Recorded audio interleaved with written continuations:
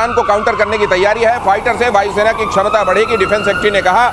Defence secretary ने यह भी कहा सर, अगर अंग्रेजी में जो उन्होंने कहा उसको कोट करूं, for the time being we are going to, sir इसका क्या मतलब, for the time being we are going to have this? देखिए मैं आपको बताता हूं, डिफेंस सेक्रेटरी के इंटरव्यू में बैठे थे और वहां पे इंटरव्यूअर ने उनसे बार बार पूछा कि सर हम किससे लेंगे, अच्छा बताइए हम F-35 ले रहे हैं कि हम Su-57E ले रहे हैं, कुछ तो बोलिए। तो उन्होंने बोला भाई आपकी ब्रेकिंग न्यूज के चलते तो मैं नहीं बताऊंगा कुछ। हाँ, सही बात, पहली बात। दूसरी चीज उन्होंने बोला कि we are talking to allies. अच्छा, शो शुरू होने से पहले मैं और सर एक साथ बैठ के गेस्ट रूम पे इसी टॉपिक के ऊपर चर्चा कर रहे थे, राइट। अब देखिए इसमें हुआ क्या है कि भारत को गैप फिल करने के लिए जब तक आपका एमका आएगा, एमका आने में 10 से लेकर 15 साल लगने हैं।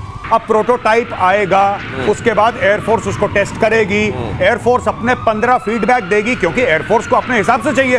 उसके बाद वो बनना शुरू होगा, फिर उसके ऑर्डर्स मिलेंगे, फिर वो बनेगा, फिर वो इंडक्ट होगा। एक बहुत लंबा चौड़ा इसका लूप है, राइट। फिलहाल अगर आपको क्लोज करना है गैप तो आपको 5th जनरेशन फाइटर चाहिए, साफ सीधी बात है, आपको चाहिए। अब किससे भारत लेगा, दैट इज $1 मिलियन क्वेश्चन। लेकिन डिफेंस सेक्रेटरी साहब ने एक जिसको बात ये कह दी ना कि ये बात हम सबके सामने थोड़ा डिस्कस करेंगे, और हम एलाई से एलाई किसको बोला, रशिया को बोला कि अमेरिका को बोला, ये वो जाने he does not know, he is saying कि नहीं हम नहीं बता सकते। नहीं, लेकिन अब ये डॉट्स का नाम है स्ट्रेटेजिक एम्बिग्विटी। स्ट्रैटेजिक एम्बिग्विटी, ऐसा बोलो लोग समझे नहीं। रणनीति का स्पष्टता। अब ये रणनीति का स्पष्टता अगर है तो सर ये बताइए, लोग हमारे देश में इतने मैच्योर तो हैं कि इसमें से भी स्पष्टता निकाल लें। अब लोग ये कहने लगे कि this is going to be Su-57 period. अब लोग ये क्यों कहने लगे, क्योंकि उनको ये मालूम है कि असल में एलाय कौन है। नहीं, इसमें भी एक तोड़ है, इसमें भी एक लोचा है। अगर आपने F-35 ले लिया तो F-35 के साथ ITAR भी आपके साथ आ जाएगा, उसका रेगुलेशन आ जाएगा। फिर वो बोलेंगे and use restriction, source code नहीं देंगे, ये आप जहां इसको इस्तेमाल करेंगे हमें बताएंगे। तो जहाज आपने खरीदा, पैसे आपने दिए, बताएंगे किसको मारना है। दूसरी बात टेक्नोलॉजी ट्रांसफर करेंगे नहीं, और जिस दिन मन में आया ट्वीट कर देंगे कि आज से इंजन बंद। आप भी कह रहे हैं कि वो लोग जो गैस कर रहे हैं वो ठीक ही गैस कर रहे हैं, इसलिए कर रहे हैं। तो इसलिए Su-57, हालांकि दोनों का कंपैरिजन हम आपके सामने रख रहे हैं। यहाँ एक बार फिर से वो ग्राफिक प्ले कीजिए। यहाँ पर देखेंगे Su-57 या F-35, इन दोनों की ही ये खासियतें हैं। अब अगर इनमें से खासियत के हिसाब से देखना हो तो अभी आप F-35 का हाल अभी केरला में आपने देखा है ताजा, लेकिन Su-57 को लेकर भी क्या क्या चीजें हैं एयर मार्शल श्रीवास्तव बोल सर। अब अगर मेरिट्स के हिसाब से देख लें हम, तो कौन हमारे लिए ज्यादा अच्छा? देखिए मेरिट एक चीज में है, आत्मनिर्भरता। तो आपको कम से कम इतना आत्मनिर्भर तो आपका दोस्त रशिया ही बनाता है कि ले जाओ और फिर तुमको देखना है क्या करना है। उसने प्रॉमिस किया है हम सोर्स कोड्स दे देंगे, उसने प्रॉमिस किया है हम टेक्नोलॉजी दे देंगे, उसने प्रॉमिस किया। लेकिन इसमें कमजोरी क्या है, इसमें रेंज ज्यादा है, वेपन कहीं ज्यादा है, बहुत ज्यादा है, ये थोड़ा स्टेल्थ फीचर में उससे कम पड़ता है। ठीक है, तो आप कह भी चुके हैं कि स्टेल्थ से उतना क्या फर्क पड़ता है। अब आपको मैनेजमेंट करना है, तो आत्मनिर्भरता सबसे बड़ी चीज होगी जो हमें जियोलोकेट करने देगा, जहाँ हमारी प्रोडक्शन मिलेगी, हमारी इंडस्ट्री डेवलप करेगी, वही हमारे लिए कारगर है। तो एक चीज कह लूं मैं, प्लीज। मैंने इसके बारे में ट्वीट करा था और मैंने ट्वीट में यह बोला था कि आप अमेरिकन इक्विपमेंट जो है वो रशियन इक्विपमेंट से ज्यादा रिलायबल है, लेकिन रशियंस जो है वो अमेरिकन से ज्यादा रिलायबल। ये बात है। अरे वाह, क्या बात कही है, सही बात। ये कहा जाता है कि अमेरिकन टेक्नोलॉजी जो है वो ज्यादा रिलायबल है, सोफिस्टिकेटेड है, हालांकि रशियन टेक्नोलॉजी को रगेड माना जाता है। गॉड, दिस इज अमेजिंग, है ना। लेकिन दूसरी तरफ अगर रिलायबिलिटी की बात आप कर रहे हैं तो रशिया एनी डे हमारे लिए ज्यादा रिलायबल है कंपेयर टू अमेरिका। ट्रंप आप जानते हैं कैसे हैं, और उस तरीके से आप देखें और ये डॉट्स मिलाएं तो Su-57 is going to be here soon. लेकिन ये तो सरकार ही जानती है, डिफेंस सेक्रेटरी जानते हैं कि आखिरकार उन्होंने क्या फाइनलाइज किया है। अगली खबर देखिए, अमेरिकी राष्ट्रपति ट्रंप ने एक बार फिर से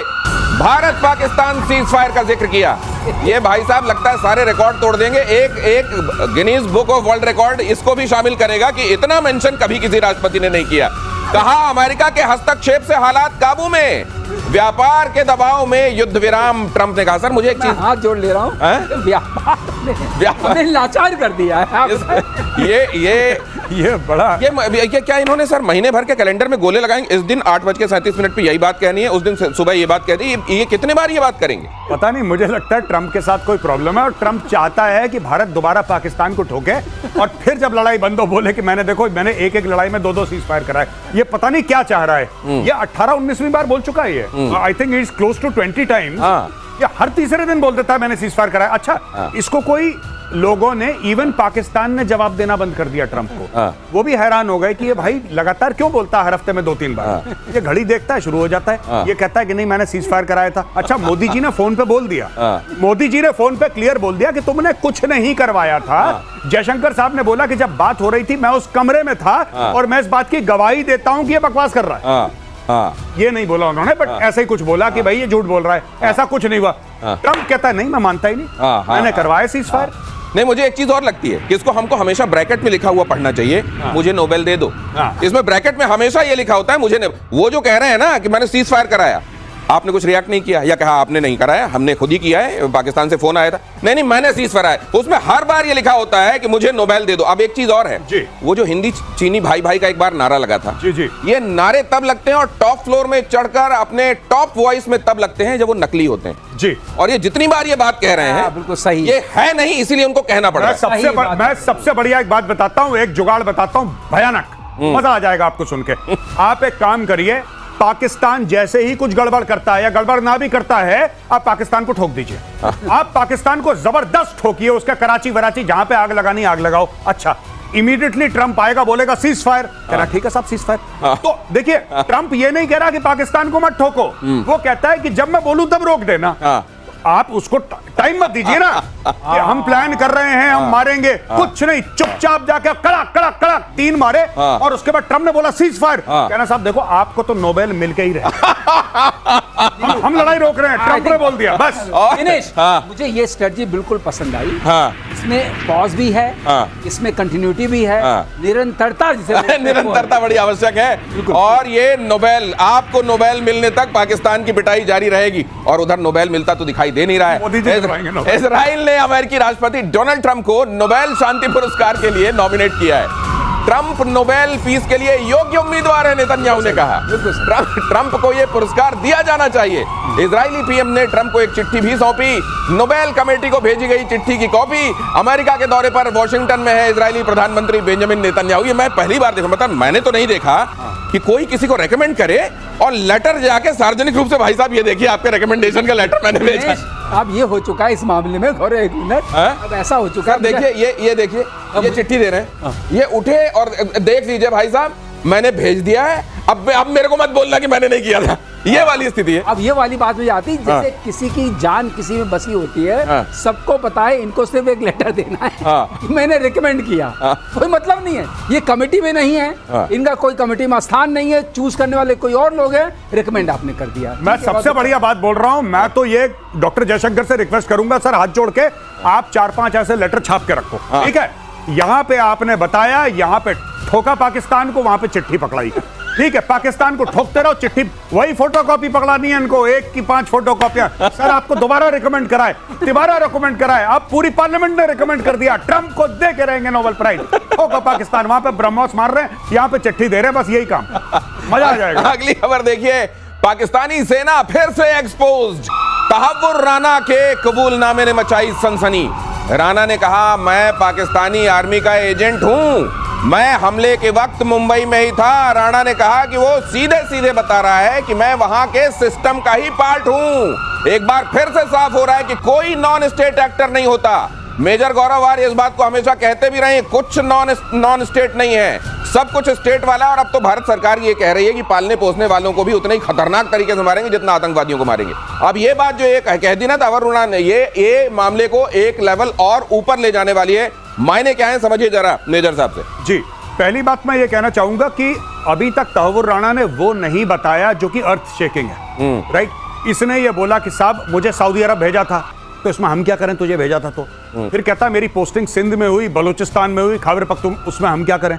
जो हम चाहते हैं इससे, ये बात इसने नहीं बोली अभी तक। हम क्या चाहते हैं कि तहव्वुर राना ये बताए कि कौन ISI का जनरल था, कौन पाकिस्तानी आर्मी का जनरल था जिसने 26/11 का अप्रूवल दिया? देखिए, सबसे एक मेजर का नाम ले लिया कि एक मेजर था। कोई मेजर करवाएगा ये इतना बड़ा कांड, इतना बड़ा टेरर एक्ट? कोई मेजर करवाएगा? Major is a relatively junior position in the army, is not a senior.